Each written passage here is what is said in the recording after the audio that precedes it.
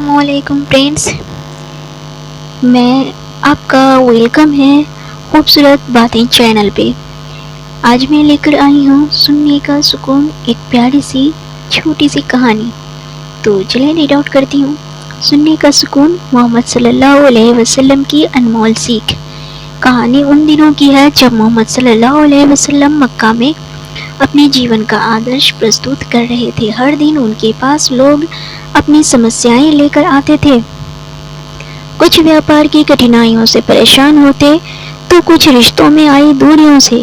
ان کی باتوں میں ایک عجیب سی سادگی اور گہرائی ہوتی تھی جو سیدھے دل تک پہنچتی تھی۔ ایک دن ایک ویکتی پریشان ہو کر ان کے پاس آیا اور اپنی سمسیا بتانے لگا۔ وہ اتنا بے چین تھا کہ بنا رکے اپنی باتیں کہتا چلا گیا۔ محمد صلی اللہ علیہ وسلم نے پوری تسلی اور دھیرے سے اس کی ہر بات سنی، بنا کسی ٹپنی یا ویوھان کے۔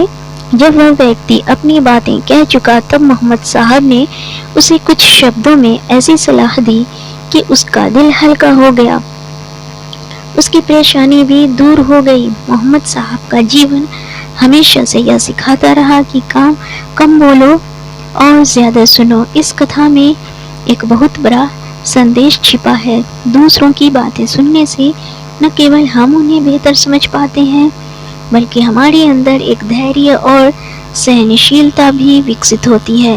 کئی بار لوگ بنا سوچے سمجھے پرتکریا دیتے ہیں جس سے استھتی بگڑ جاتی ہے، لیکن اگر ہم پہلے دوسروں کی باتوں کو سمجھیں، دھیریہ پوروک سنیں تو ہم صحیح مارگدرشن دے سکتے ہیں اور ان کے دلوں میں اپنی ایک جگہ بنا سکتے ہیں۔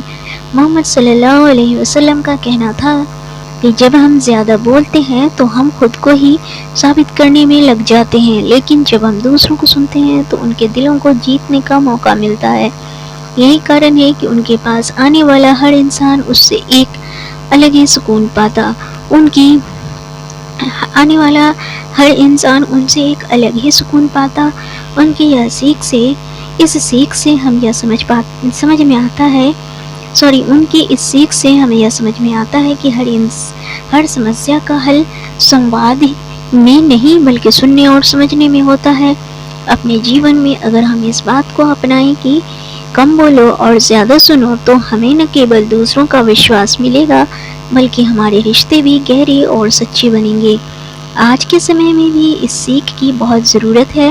ہمیں لوگوں کی باتیں سننی چاہیے بنا کسی پورواگرہ کے اور کوشش کرنی چاہیے کہ ہم ان کی پریشانیوں کو سمجھ سکیں۔